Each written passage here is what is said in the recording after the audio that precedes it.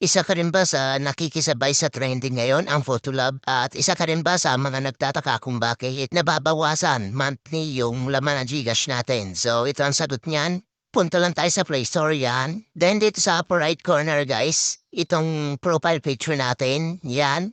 Tap natin yan. Then punta tayo dito sa Payments and Subscriptions. Yan. Then pag-click natin, punta tayo dito sa subscriptions. Then lalabas dito lahat ng mga applications kung saan tayo nakasubscribe at saka yung amount na i-deduct sa atin monthly. Then tap lang natin itong Photolab Picture Editor. Yan. Then ito yung kanyang amount. So may makikita kayo dito sa ilalim na cancel subscription. So ayan yung pipiliin natin, yung cancel subscription.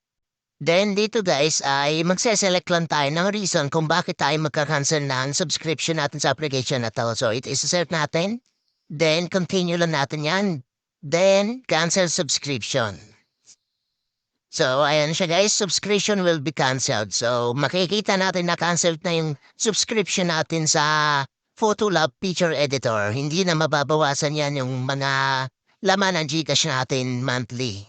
Bali kung gusto mo naman ng ganitong klaseng content guys ay follow for more.